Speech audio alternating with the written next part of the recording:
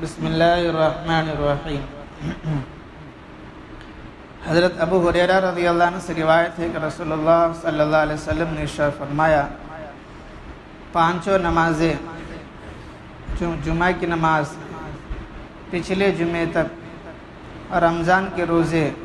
پچھلے رمضان تک درمیانی اوقات کے تمام گناہوں کے لیے کفارہ ہے، جبکہ ان اعمال کو کرنے والا کبیرہ گناہوں سے بچے۔ حضرت ابو ہریرہ رضی اللہ عنہ سے روایت ہے کہ رسول اللہ صلی اللہ علیہ وسلم نے ارشاد فرمایا،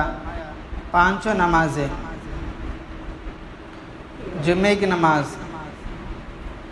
پچھلے جمعے تک، اور رمضان کے روزے پچھلے رمضان تک، درمیانی اوقات کے یعنی بیچ میں جو وقت ہے کہ تمام گناہوں کے لیے کفارہ ہے۔ یہاں جو گناہ سے مراد چھوٹے گناہ ہیں، یعنی اب فجر پڑھ لیے، پھر ظہر کے واسطے مسجد کو آئے، فجر سے لے کر ظہر تک کیا تو چھوٹے گناہ ہو گئے، تو اللہ پاک ظہر نماز پڑھنے کی برکت سے سارے گناہوں کو معاف فرماتے ہیں۔ ویسا پھر عصر پڑھ لیے،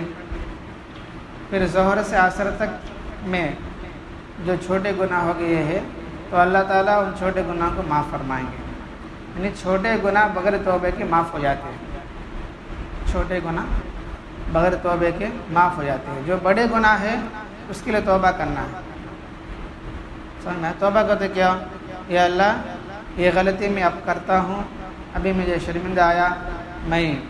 نادم ہوں، اللہ میں شرمندہ ہوں، میں آئندہ اس گناہ کو نہیں کروں گا، کو چھوڑ ڈالنا، اسے توبہ بولتے ہیں۔ تو نمازیں پڑھنے سے کیا فائدہ ہے؟ اگر بیچ وقت میں یعنی باہر گھر پہ ہو یا کاروبار میں ہو یا باہر جو بھی چلنے پھرنے میں بات چیت کرنے میں جو چھوٹے گناہ ہو جاتے ہیں تو اللہ پاک کے نماز پڑھنے کی برکت سے ان چھوٹے گناہوں کو معاف فرماتے ہیں۔ اور ویسا جب جمعے کی نماز ہے، اب جمعہ نماز پڑھ لیے، پھر آئندہ جمعہ بھی پڑھ لیے، اگلے جو جمعہ آتا ہے وہ بھی پڑھ لیے، تو بیچ میں جو 7 دن میں جو چھوٹے چھوٹے گناہ ہو گئے ہیں اللہ پاک وہ جمعہ پڑھنے کی برکت سے سارے گناہوں کو معاف فرماتے ہیں۔ ویسا پھر رمضان کے روزے رکھے،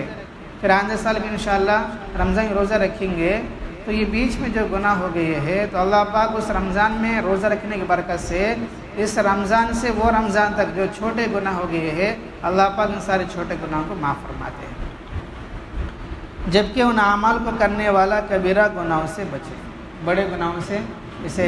ماں باپ کی نافرمانی ہے، شرک ہے، بدعت ہے، اور شراب پینا ہے یا سود کھانا ہے،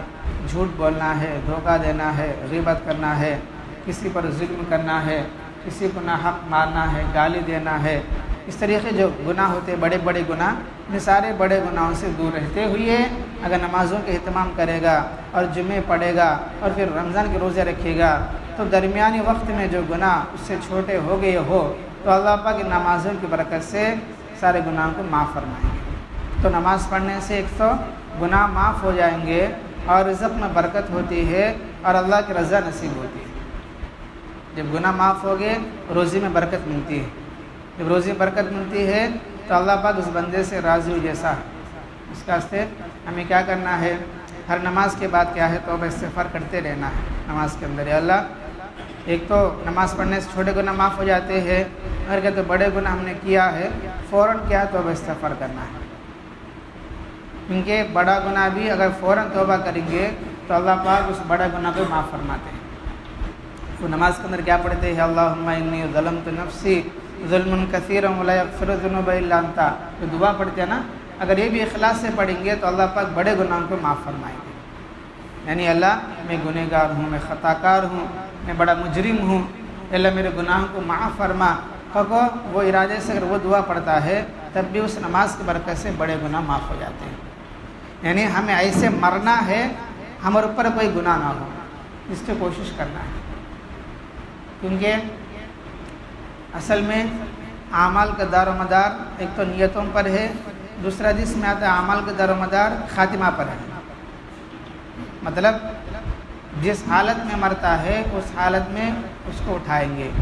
اور جس حالت میں اس کو اٹھائیں گے اس حالت میں اس کا حشر ہوگا۔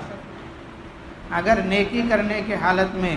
دینداری کی حالت میں کلمہ والی موت سے مرے گا تو پھر وہ اٹھائے گا، اچھی حالت میں اٹھائے گا اور اس کا حشر بھی اچھا ہوگا۔ اور اگر آخر میں جو ہے اگر ایمان سے یا جو ہے اعمال کو چھوڑ دیا، نمازوں کو چھوڑ دیا، پھر جو ہے منمانی زندگی شروع کر دیا، جیسا مرے گا ویسے اس کو اٹھائیں گے، پھر ویسا جو اس کا حشر ہوگا۔ اس کا سے کیا حدیث شریف میں بھی آتا ہے، بعض لوگ ایسے ہوتے ہیں بظاہر وہ جنتی اعمال کرتے ہیں، لیکن آخر میں وہ ایسا کام کریں گے جس سے وہ جہنمی ہو جائیں گے، ہو جائیں گے۔ اس کا سے آخر کا اعتبار ہوتا ہے۔ اب جو عمل کرتے ہیں اس پر ہمیں گھمنڈ نہیں آنا ہے، تکبر نہیں آنا ہے، بلکہ موت تک جو ہے اخلاص سے، تواضع سے، عاجزی سے اور اچھے من سے اگر رہیں گے تو انشاءاللہ جب موت اچھی ہوئی، اچھی حالت میں موت آ گئی تو سمجھو کہ ہمارا عمل اللہ نے قبول کر لیا۔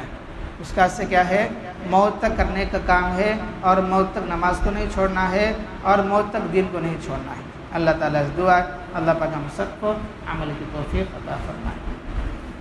الحمدللہ رب العالمین، اللہم انت السلام و منک السلام، تبارکت یا ذا الجلال والاکرام، رب اعنی علی ذکرک و شکرک و حسن عبادتک، لا الہ الا اللہ وحدہ لا شریک لہ، لہ الملک و لہ الحمد وہو علی کل شیء قدیر۔ اللہم لا مانع لما اعطیت ولا معطی لما منعت ولا ينفع ذا الجد منك الجد، اصبحنا واصبح الملك لله رب العالمين۔ اللهم انا نسألك الخير من هذا اليوم وفتحه ونصره ونوره وبركته وهداه، ونعوذ بك من شر ما فيه وشر ما بعده۔ سبحان ربك رب العزة عما يصفون